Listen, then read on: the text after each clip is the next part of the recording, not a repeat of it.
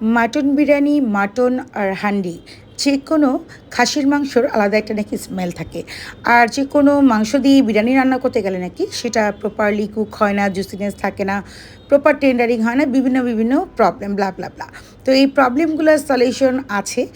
একটা জায়গায় এক রকমভাবে সলিউশন করে, বাট আমারও একটা পার্সোনাল মশলার রেসিপি আছে যেটা ফলো করলে কিংবা যেটা দিলে মাংসর টেন্ডারিংটা ভালো হয়, জুসিনেস থাকে আর খেতেও অনেক মজা লাগে। মানে মাংসর মধ্যে একটা জুসিনেস থাকে, গ্রাভিটা বেশ ভালো লাগে।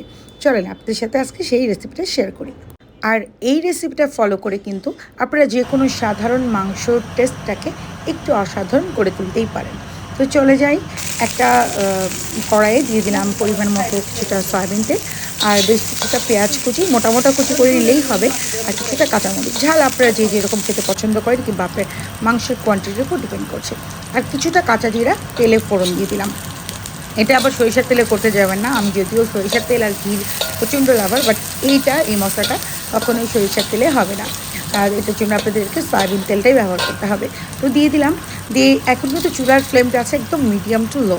আর এতে কিছুটা ছোলার ডাল, চানার ডাল কিংবা বুটের ডাল যেটাই বলেন না কেন সেটাকেও কিছুটা দিয়ে দিলাম পরিমাণ মতো। আপনারা যতটুকু রান্না করছেন সেটা পরিমাণ মতো দিয়ে দিবেন। আমার আজকে 2-2.5 কেজি মাংসের জন্য এতটা দিয়েছি। আর 15-20টা দিয়ে দিলাম সবুজ এলাচ অথবা সাদা এলাচ, পরিমাণ মতো দারুচিনি আর বেশ কয়েকটা শুকনো মরিচ। তো এই মরিচের যে ঝালটা, এটা আমি চাই আমার মাংসের প্রত্যেকটা মাংসের ভেতরে ঢুকে যাক এবং এমনভাবে যাক যেন মশলাটা আবার চালের সাথে মিশে যায়। তো নট অনলি কাচ্চি কিংবা হান্ডি, নর্মাল যে কোনো মাংস রান্নাতেই এই যদি মশলাটা আপনারা ব্যবহার করেন, সেটা খাসির মাংস হোক, গরুর রেজালা হোক, তাতে কিন্তু টেস্টটা অনেক বাড়বে, জুসিনেস হবে মাংস এবং মানে আলাদা রকম একটা টেস্ট ইনশাল্লাহ পাবেন বলে আমি আশা রাখছি। আর তাতে দিয়ে দিলাম বেশ কয়েকটা কাজু বাদাম।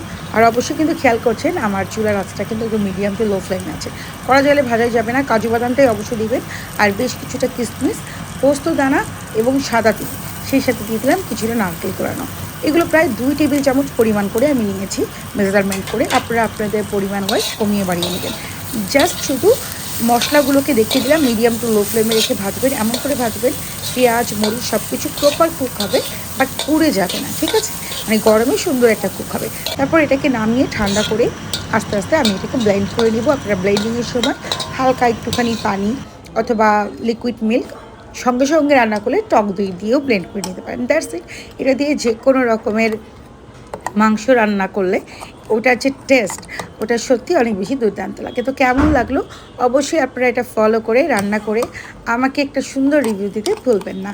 তাহলেই কিন্তু আমি আরও সুন্দর সুন্দর রান্নার টিপস নিয়ে আপনাদের সাথে শেয়ার করব। আজকের মতো আসি, আল্লাহ হাফিজ।